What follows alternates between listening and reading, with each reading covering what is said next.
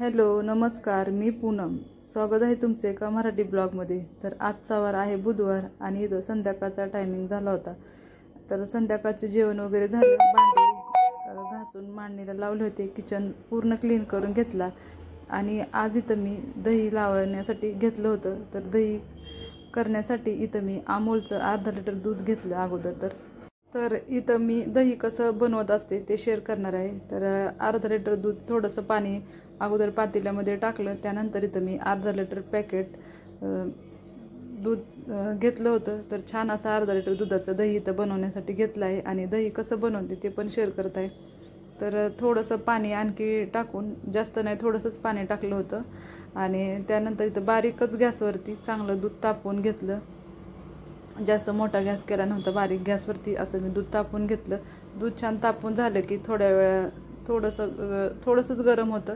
त्यानंतर मी पातेलं खाली घेतलं गॅसच्या आणि चमच्याने सगळं मिक्स करून घेतलं.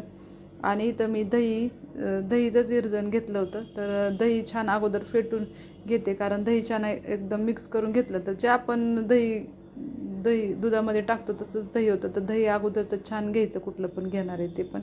आणि त्यानंतर इथं मी दही मिक्स करून घेतलेलं आहे 2 चमचे.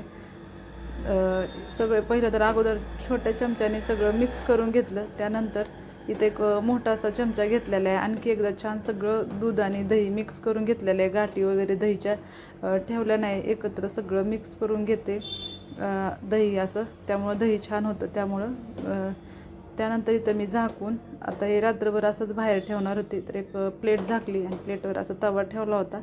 तर आता हे दही असं बनण्यासाठी ठेवलं आहे. तर हा सकाळचा टायमिंग आहे. तर आता इथं मी दही कसं झालं ते शेअर केलं आहे. रुटीन वगैरे माझी काय सकाळची शेअर केली नाही, म्हणलं आपण दही कसं झालं तेच शेअर करू. तर इथं बघा असं छान घट्टसर दही असं झालं होतं.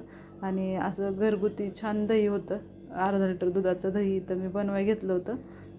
तर दही लागतंच घरामध्ये असं, त्यामुळं म्हणलं आपण दही कसं बनवतो ते पण शेअर करू. आणि त्यामुळे आज इथं मी दही कशी बनवली आहे ती तुमच्यासोबत शेअर केलेली आहे. तर छान अशी दही झाली होती. तर अशी दही करून घेतली होती मी. तर आज काही रुटीन वगैरे शेअर केले नाही, फक्त आज मी दही कशी बनवली आहे तेच तुमच्यासोबत इथं शेअर केलं होतं. तर त्यानंतर नमस्कार आणखी एकदा, मी पूनम. तर आजचा वार आहे बघा गुरुवार आणि आज आहे घटस्थापना आणि नवरात्र.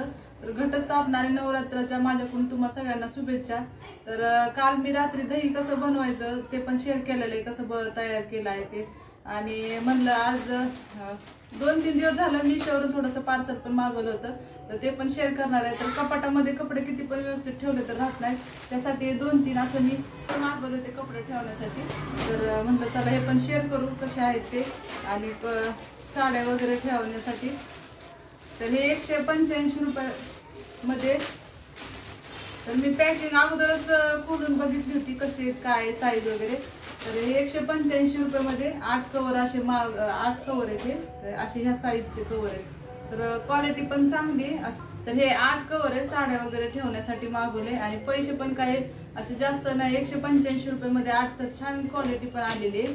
तर म्हणलं चला हे पण शेअर करू, कारण कपाटात किती पण व्यवस्थित कपडे ठेवले तर हा असेच होतात. त्यामुळं म्हणलं थोडंसं कवरमध्ये असे ठेवू. तर हे असे 185 मध्ये 8 कवर मागवलेत. त्याच्यामध्ये मी साड्या वगैरे ठेवणार आहेत, त्याच्यासाठी हे मागवलं आहे. आणि हे पण मागवले होते. तर असे भरपूर कवर मागवलेत. माझ्याकडे असे कवर नव्हते, मी पहिल्यांदाच मागवलेत ते कवर. आणि म्हणलं चला शेअर करू हे पण. आणि तर हे पण असे कवर आहेत, 6 कवर मागवले आहेत ते.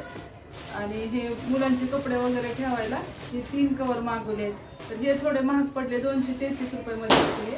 तर हे पण 3 आहे. तर ह्याची साईज थोडी मोठी आहे अशी एकदम. तर हे अशी मुलांचे कपडे वगैरे ठेवण्यासाठी असं होईल. ह्याची साईज भरपूर अशी मोठी आहे, एवढी साईज आहे. तर हे 233 रुपयामध्ये 3 आहेत. तर साईज पण ह्याची मोठी आहे अशी. आणि कपडे वगैरे आता व्यवस्थित ठेवण्यासाठी, कपडे वगैरे व्यवस्थित ठेवण्यासाठी मागवलेले आहे. आणि त्याची पण हे पण थोडेसं अशी साईज आहे ह्याची पण. तर कपाट पण मला भांडे वगैरे तर स्वच्छ करून घेतलेले आहेत मांडणीचे, फक्त मला कपाटच व्यवस्थित ठेवायचंय. कपड्यांचं असं ठेवलं तर राहत नाही म्हणलं. आता हे पहिल्यांदा कवर मागवले, तर बघू आता ह्याच्यामध्ये कपडे कसे राहतात. तर आजचा ब्लॉग कसा वाटला ते पण कमेंट करून सांगा. ब्लॉग आवडला असेल तर लाईक करा, चॅनलला कोणी सबस्क्राईब केलं नसेल तर सबस्क्राईब करा, आणि ज्यांनी सबस्क्राईब केले त्यांना थँक्यू. जे ब्लॉग बघतात त्यांना मनापासून धन्यवाद.